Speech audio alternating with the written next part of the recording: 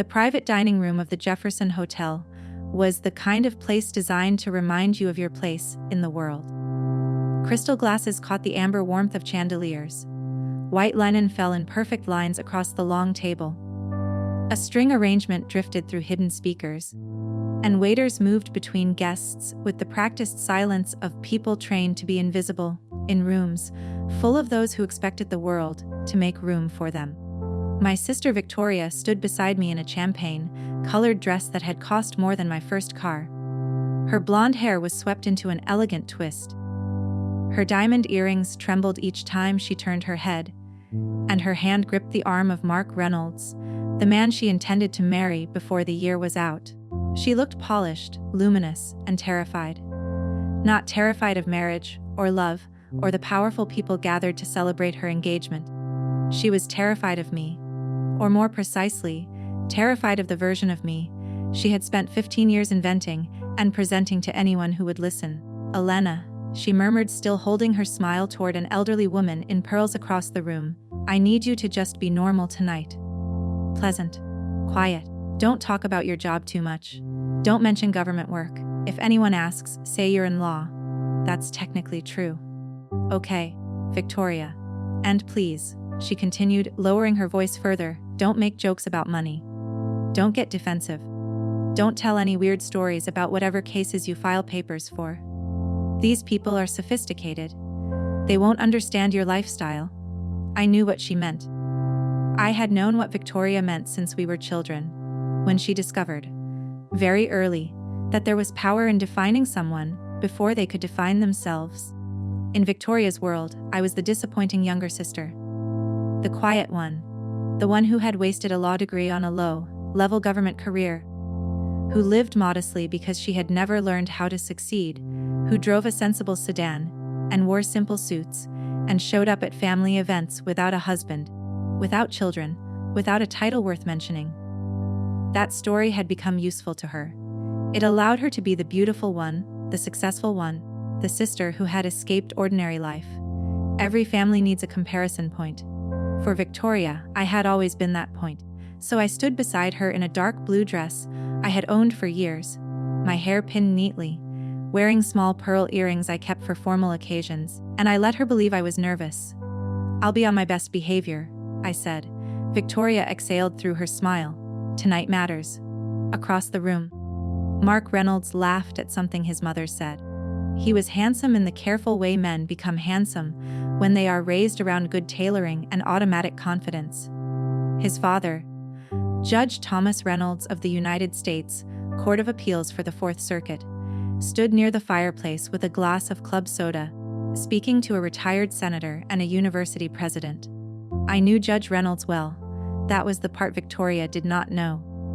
She had spent months warning me about the Reynolds family, as though they were foreign royalty, explaining the structure of the federal courts to me as if I had not spent 13 years sitting on one. She told me, with great seriousness, that a circuit court judge was basically one step below the Supreme Court. I had said only? Yes, I know. She told me about their home in Nantucket, their connections to senators, the Oxford education of Mark's mother. I listened to every update, congratulated her when appropriate, and let silence do what silence had always done in our family. Protect me from turning every conversation into a trial. But as I stood in that dining room and watched Judge Reynolds turn from the fireplace, his eyes moving across the guests until they found me, I understood that silence had reached the end of its usefulness. Recognition moved through his expression like light behind a curtain. His eyebrows lifted, his mouth softened. He set down his glass. Victoria was still speaking beside me. "Mark's mother is going to introduce you to a few people," she murmured. "Just remember, you're not here to impress anyone. You're here because you're my sister, and I need you to make a decent impression by not trying too hard." Judge Reynolds began walking toward us. There was a moment, brief but real, when I could have turned to Victoria and said, "You should know something before this happens." I could have stepped into the hall and told her quietly, mercifully, sparing her the shock. But then she tightened her grip on my arm and whispered, "And please don't mention the government salary thing. Mark's family doesn't need to know everything. That was when I decided to let the room do what I had refused to do for 15 years. Let it tell the truth. Judge Reynolds reached us with his hand already extended. He looked directly at me, warm and formal and unmistakably respectful. "Your Honor," he said, "it's good to see you again." Victoria's wineglass slipped from her hand. It hit the hardwood floor and shattered. Red wine spread beneath her heels. Mark turned. His mother turned. A waiter froze. Someone gasped. Victoria stared at Judge Reynolds, then at me, then back at Judge Reynolds. Her face perfectly still except for her mouth, which opened slightly, reaching for a sentence and finding nothing. I looked at the broken glass. Then I looked at my sister. "Good evening, Judge Reynolds," I said. Victoria gave a small, brittle laugh. "I'm sorry, Your Honor. Elena, did you not tell me you knew Mark's father?" Judge Reynolds looked confused. "I assumed you knew." "Knew what?" Mark stepped closer. "Dad?" But Judge Reynolds glanced between us, realizing too late that he had walked into an arrangement built entirely on concealment and contempt. "I'm Judge Elena Monroe," I said. "United States District Court for the Eastern District of Virginia." The room went silent in a different way then. The first silence had been shock. This one was recalculation. Victoria stared at me as if I had removed my face and revealed someone else beneath it. Mark's expression moved from confusion to recognition to alarm. His mother, Margaret Reynolds, placed one hand lightly over her pearls. The retired senator near the fireplace leaned forward. A young associate from Mark's firm whispered something to his wife. To understand the look on my sister's face in that moment, you need to understand that it had been 15 years in the making. I was born Elena Grace Monroe, 42 years ago, in Arlington, Virginia, into a family that looked from the outside like a success story polished for suburban magazines. My father owned a thriving accounting firm. My mother managed its books and its social calendar with equal attention. Victoria was 3 years older than I was and had entered the world ready to be admired. She was blonde, blue-eyed, precocious, and loud in exactly the way adults mistake for confidence. She corrected teachers early, kept her grades on a bedroom wall, and learned quickly that applause could be earned by being better than the person standing next to her. I was the quiet one. That was the phrase my mother used most often, as if quiet were a diagnosis. Elena is sensitive. Elena prefers books. Elena takes a while to warm up. Some of that was true. Most of it became true because everyone had already decided it was. At family dinners, Victoria performed and I observed. She announced ambitions in polished paragraphs, while I noticed which relatives were lying politely to one another, and wondered why nobody seemed to mind. Victoria wanted admiration. I wanted understanding. The world rewarded her faster. When I won a regional mock trial competition, she said, "That's cute. It's not real debate, but it's cute." When I was accepted into a summer law program, she said, "Those programs take anyone who pays." When my English teacher told my parents I had one of the strongest analytical minds she had seen in years, Victoria said, "Teachers always love the quiet kids because they don't cause problems." My parents rarely corrected her. Not because they were cruel. They were busy, status-conscious people who had learned to manage family conflict by praising Victoria and soothing me later. "She doesn't mean it," my mother would say. "Your sister is under a lot of pressure," my father would add. The result was simple. Victoria learned there were no consequences for diminishing me. I learned that defending myself cost more than silence. I went to the University of Virginia for college, and then to law school at William and Mary. Not because I lacked ambition, but because they offered me money, because I liked the faculty, and because I had already begun to understand that prestige was not the same as education. I took out loans. I worked nights as a paralegal. I edited law review articles until 2 in the morning with vending machine coffee and yellow highlighters. I learned criminal law from a former prosecutor who taught us that the state's power was most dangerous when everyone in the room believed they were the good guys. I learned evidence from a judge who said, on the first day of class, that truth was not what happened, but what could be proven under rules people were willing to enforce. That sentence never left me. Judge Davidson saw more in me that year than my family had seen in 25. 5 years after my clerkship, he became Attorney General of the United States. Victoria still thought he had been some local judge who needed help filing papers. After my clerkship, I joined the U.S. Attorney's Office. I started in general crimes, then moved into violent crime, organized crime, and public corruption. The work was exhausting and morally serious in a way private practice had never been for me. I stood in court for victims who had been ignored. For communities tired of being treated as evidence scenes, judges began to recognize me. Defense attorneys respected me even when they disliked me.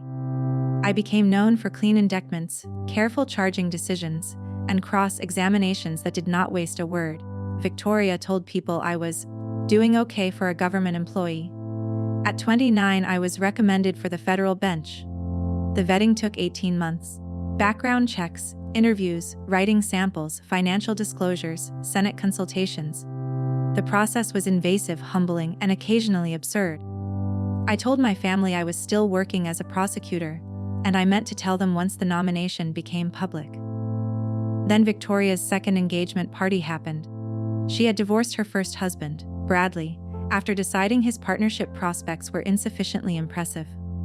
Her second fiancé, Richard Ellison, was a pharmaceutical executive with a habit of checking his phone while other people spoke. At their engagement party, held in my parents' backyard beneath white tents, Victoria raised her champagne flute and said, "I'm just grateful that at least one Monroe sister understands how to build a successful life." People laughed. Socially, reflexively. The way people laugh when a sharp remark is made by a beautiful woman, and everyone assumes the target has agreed to be the target. I was standing near the dessert table holding a plate with one untouched lemon bar. My mother laughed too. My father pretended not to hear.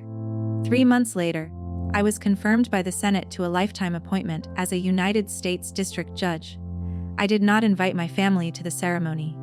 Judge Davidson, by then Attorney General Davidson, called personally afterward. "Elena," he said, "you earned this. Do not let anyone make you feel otherwise." I stood in my chambers after the call and thought about calling my mother. Then I imagined the questions. Why didn't you tell us earlier? How could you keep something this important from us? Why did we have to find out with everyone else? So I did what had become my habit. I stayed quiet. 13 years passed. In those 13 years, I presided over complex criminal trials, civil rights cases, major fraud actions, constitutional challenges, and sentencing hearings that kept me awake at night. I wrote opinions cited by appellate courts. I mentored clerks who became prosecutors, professors, and judges. I developed a reputation, not glamorous but durable, for fairness, scholarship, patience, and the ability to make lawyers regret exaggerating. My family thought I was a mid-level government lawyer making $75,000 a year. Victoria thought I lived in a sad little apartment because I never posted pictures of my home. In reality, I owned a renovated townhouse in Old Town Alexandria, filled with books, art, and morning light. She thought I drove an embarrassing 5-year-old Camry because that was what I drove to family gatherings. She did not know about the vintage Mercedes in my garage, the one I drove on spring weekends along the Potomac. She thought I wore simple clothes because I could not afford better. She did not know I considered obvious luxury a security risk and a bore. She thought I was single because no successful man wanted a workaholic government employee. She did not know about Michael. Judge Michael Hartwell sat on the federal bench in Maryland. He was 50, widowed, dry-humored, and patient in the way only a man who has survived real grief can be patient. We had met at a judicial ethics conference and spent the first dinner arguing about sentencing discretion with such intensity that another judge asked whether we disliked each other. We kept our relationship private, not secret in the scandalous sense, but quietly observed under the professional rules judges live by. When Victoria met Mark Reynolds, her third marriage to Richard was collapsing. Mark appeared 6 months after Richard left her for someone else, and he was everything Victoria needed at exactly the moment she needed to need something. Most importantly, he was the son of Judge Thomas Reynolds. I had known Judge Reynolds for years. Before my confirmation, I had argued before him twice on appeal. Afterward, we served together on judicial committees and panels. He was one of the most respected appellate judges in the country, brilliant, principled, and possessed of a wicked sense of humor that surfaced at the driest possible moments. His wife Margaret was equally formidable, having studied at Oxford and served on museum boards, capable of exposing a social climber with 3 polite questions. Victoria found out about Judge Reynolds on her second date with Mark and called me before dessert had probably been cleared. Elena, Mark's father is a federal judge, a federal appellate judge, 4th Circuit. Do you know what that means? Yes, I said. I know what that means. It means he's basically one step below the Supreme Court. It means Mark comes from a family that matters. Real influence. Her voice turned sharp. I need you to understand something. This relationship is important. I cannot have you making me look ordinary. I was sitting at my kitchen island reading a draft opinion in a securities fraud case. Outside, rain moved softly against the windows. My robe hung upstairs in my closet. The next morning, I would sentence a former city official who had taken bribes from contractors and used the money for a vacation home he pretended not to own. Okay, Victoria, I said. And don't talk about your job too much. If anyone asks, say you're in law. That's technically true. Technically, I said. And for God's sake, buy a decent outfit. I looked down at the cashmere cardigan I was wearing, which had cost an amount Victoria would have found acceptable if the logo had been visible. I'll keep that in mind, I said. In May, Victoria got engaged. The proposal was elaborate, with a private room at the Four Seasons, a string quartet, and white roses flown in because she had once said red roses were too obvious. She called me the next morning. It's official. I'm going to be part of the Reynolds family. Congratulations. We're having an engagement dinner next month, small, intimate. Which means I need you to come, of course. But Elena, these are sophisticated people. Mark's father has clerked for the Supreme Court. His mother studied at Oxford. They're not going to understand your lifestyle. There's that word again. I'm trying to help you. Just please don't talk about work. Don't mention money. Don't embarrass me. I could have told her then. I should have, perhaps. A kinder person might have. But I had spent so many years treating my private truth as a locked room that I no longer knew how to open the door without making it look like an attack. So I said I would be on my best behavior, and I was. The night of the engagement dinner, I drove the Camry. Not out of humility but strategy. If I arrived in the Mercedes, Victoria would spend the evening either mocking the impracticality of a used luxury car or interrogating how I had paid for it. I parked 2 blocks away and walked beneath a sky turning lavender over Washington. The city looked expensive and tired, like a woman wearing diamonds after a long argument. Victoria had created a scene designed to look effortless at great expense. White flowers, low candles, place cards in calligraphy, a table arranged to signal intimacy while accommodating influence. Mark's parents were there, his sister Catherine and her husband, 2 family friends who had known the Reynolds family for 30 years. My parents. Victoria's best friend Anne Mercer, whose loyalty depended entirely on proximity to power. And me. My mother kissed me near the cheek and said, "You look nice." My father hugged me briefly and asked how work was going. Then Victoria appeared and delivered her final private instructions. "Don't embarrass me. My fiancé's father is a federal judge." Then Judge Reynolds crossed the room, extended his hand, and said, "Your Honor, it's good to see you again." The glass shattered. The room stopped, the wine spread, and everything that had been hidden for 15 years entered the room without knocking. The first person to recover was Margaret Reynolds. She moved forward with the grace of a woman for whom unexpected situations were simply undisclosed variables. "Judge Monroe," she said, taking both my hands. "Thomas has spoken very highly of you." Victoria gave another brittle laugh. "Judge Monroe," she repeated, as if testing whether the words fit together. Mark looked at her. "You didn't tell me your sister was a federal judge." Victoria's eyes snapped to me. "She didn't tell me?" "That's true," I said. My mother's hand flew to her throat. My father stared at me. Anne Mercer whispered, not quietly enough. "Federal." Catherine Reynolds watched the scene with the calm interest of a venture capitalist watching a founder reveal hidden liabilities during due diligence. Judge Reynolds looked at Victoria with visible concern. "I assumed your family knew." "I apologize." Victoria reassembled her smile in pieces. Of course we knew. I just didn't realize Elena used that title socially. I don't, I said. She shot me a look. Then perhaps this isn't the time. A waiter appeared with a cloth and dustpan. The broken glass was cleared. The wine was blotted. The table waited.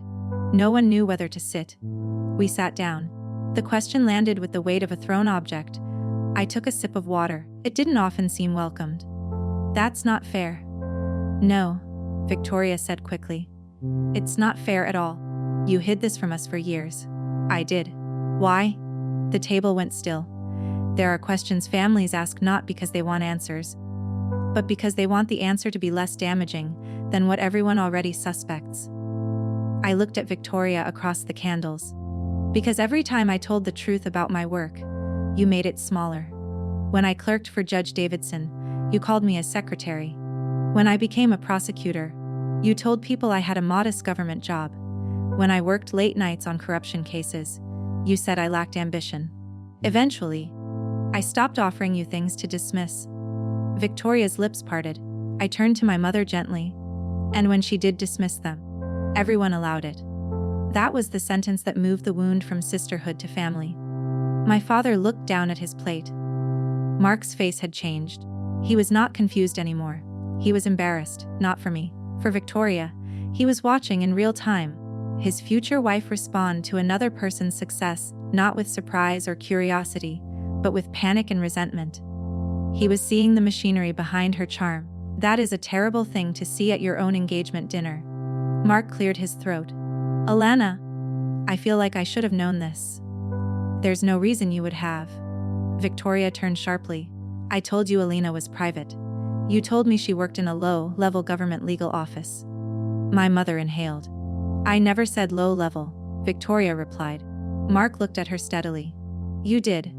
Victoria's eyes shone with fury trapped behind manners. I was trying to avoid making Elena uncomfortable. Were you? I asked. She leaned forward. You let me make a fool of myself? No, I said quietly. You mistook me for someone you could safely belittle in front of people you wanted to impress. That is not the same thing. Her face hardened. There it is. The judgment. You sit there like you're above everyone. Judge Reynolds murmured. She is literally a judge. Catherine choked on a laugh. Margaret gave her husband a look that failed entirely to hide her amusement. Victoria stood, the chair legs scraping the floor. I need some air. A Mark rose. Victoria. No. I need a moment. She walked out of the dining room with the controlled speed of someone determined not to run. My mother stood to follow. I surprised myself by saying no, I would go. The hallway was long, carpeted, and softly lit. At the far end, near a window overlooking the city, Victoria stood with her arms crossed, staring at nothing. When I approached, I saw she was not crying. She was furious. You planned this, she said without turning around. No. You knew Judge Reynolds would be here. It is his son's engagement dinner. You sat there while everyone judged me? I told the truth. You asked me not to talk about my job. She spun around. Don't you dare. You humiliated me, she hissed. You let me walk into that room not knowing my own sister was some federal judge everyone apparently worships. Victoria, I was confirmed to the federal bench at 29. You were at your second engagement party, telling people at least one Monroe sister knew how to build a successful life. I sentenced corrupt officials while you told people I filed paperwork. I wrote opinions cited by appellate courts while you explained to me what a circuit judge was. I built a life while you used my supposed failure as furniture in yours. For once, Victoria had no reply. Then she asked, softer but no less angry, why didn't you tell Mom and Dad? Because they believed you. That hurt her, I saw it. They would have been proud, she said, maybe, eventually. But first they would have asked why I hid it. Then they would have worried about how you felt. Then the story would have become about managing your reaction. You don't know that. I know our family. There was an opening then, small but real, a chance for honesty. She could have said she was sorry. She could have said she had been jealous. Instead she said, do you have any idea what you may have cost me tonight? I stared at her. Your engagement should not depend on my appearing unimpressive. My engagement depends on trust. Mark is going to think I lied. Did you? I curated. I almost smiled. That may be the most Victoria sentence you've ever spoken. She stepped closer. Fix it. Go back in there and say you preferred privacy and I was respecting your wishes. Victoria, I don't owe you that. She looked at me with something raw and wounded.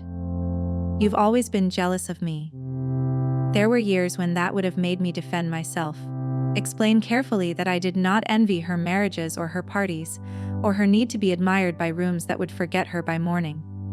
Instead, I looked back at her and said, Victoria, I was tired of you.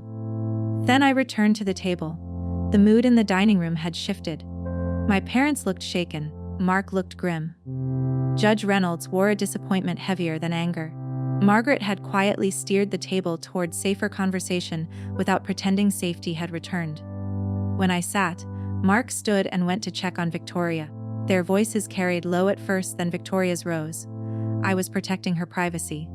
Then Mark's, audible. You told me your sister was a disappointment. A pause. Victoria said she had never used that word. Mark said she had used worse ones.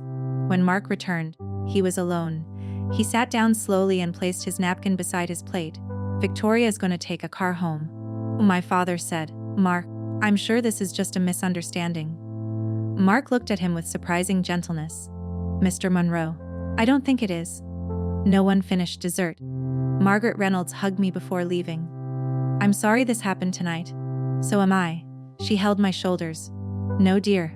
I'm sorry it had to happen this way. Those are different things. Judge Reynolds shook my hand. I should have asked before speaking. You told the truth. He gave a sad smile. Truth has timing, unfortunately. Catherine handed me her card. Lunch sometime. I mean that.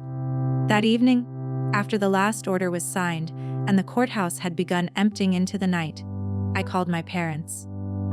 My mother answered before the first ring finished.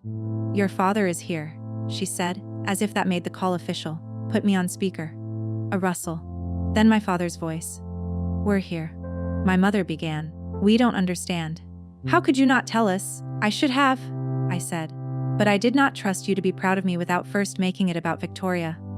My mother gasped softly. That is unfair. At Richard's engagement party, Victoria said at least one Monroe sister had built a successful life. You laughed. That was 3 months before my confirmation. To my father cleared his throat. We didn't know. You didn't ask. You accepted Victoria's version because it was easier, because it fit the roles we had all been assigned. My mother was crying now. We loved you. I know, but love is not the same as attention. Oh, my father said, I'm sorry. It was not dramatic or sufficient, but it was real.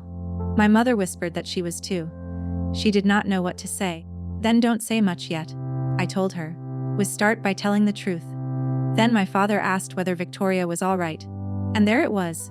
The reflex, the old orbit unchanged. I closed my eyes. I don't know, I said. But for once I'm not going to be responsible for that first. My mother whispered. You're right. I wanted to believe her. Victoria called 3 days later. You ruined my life, she said without greeting. That seems unlikely. Mark postponed the wedding. I'm sorry. No, you're not. I'm sorry you're hurting. I'm not sorry the truth came out. She was quiet for a moment, then said, Mark says he needs time. He says he doesn't know whether he knows me. I said nothing. You know what that feels like? She demanded. Yes, I said. Actually, I do. The answer stopped her. For a moment, only breathing. Then she said, softer but still angry. Why did you let me believe it? Because correcting you never changed you. It only made you crueler. That's not fair. Maybe not, but it's true. A long silence. Then she said, I don't know how to fix this. It was the first honest thing she had said all week. I looked out at the small garden behind my townhouse. Hydrangeas just beginning to bloom. Start with one sentence, I said. You know which one? I heard her breath catch. I waited. I'm sorry, she said, the words arriving stiff and reluctant. For belittling you. For lying about you. For making you smaller because it made me feel safer. There it was. Not graceful. Not complete. But closer to the center. Thank you, I said. Does that fix it? No. But it begins something different, if you let it. In November, Mark ended the engagement. Victoria told me before she told our parents. That alone felt like evidence of a changed world. He said he loves me. she said on the phone, voice flat from crying. But he doesn't trust the version of himself he becomes when he's with me. She paused. He also said I need to build a life I don't have to narrate so aggressively. Despite myself, I smiled. I like Mark? I know. So do I. Then I sat in the quiet room where I had spent so many years being exactly who I was, whether my family knew it or not. I thought about the engagement dinner, the broken glass, Judge Reynolds' extended hand, Victoria's face when the truth entered the room without asking permission. For a long time, I had believed that moment was the night my sister's world fell apart. I understood differently now. It was the night the performance cracked, not just hers, mine too. Victoria had performed superiority, I had performed indifference. My parents had performed neutrality. We had all mistaken our roles for peace. But peace built on one person's erasure is not peace. It is merely quiet with better manners. My phone buzzed. A message from Victoria, dinner Sunday. No agenda, no performance. Just sisters if you're willing. I stared at it for a moment. Then I typed back yes, but I'm choosing the restaurant. Her reply came quickly. As long as it's not too government employee. I smiled despite myself. Careful, I wrote. I sentence people for less. She sent back a laughing emoji, and for once, it felt like laughter instead of strategy. I turned off the desk lamp, gathered my coat, and stepped into the courthouse hallway. The marble floors reflected the soft security lights. My heels echoed as I walked toward the elevators, not loudly, not dramatically, just steadily. Outside, Washington waited in all its ambition and contradiction, its polished rooms and private humiliations, its appetite for power and its occasional capacity for grace. You do not become more impressive by making yourself acceptable to people committed to misunderstanding you. You do not become kinder by letting cruelty keep its favorite chair at the table. And you do not protect a family by hiding the truth so completely that love has nothing real to hold. The truth had entered late. But it had entered. And this time, I did not lower my voice. If you know someone who needs to hear this, share this video with them. Thank you for being here. Drop a comment, hit subscribe, and I'll see you in the next one.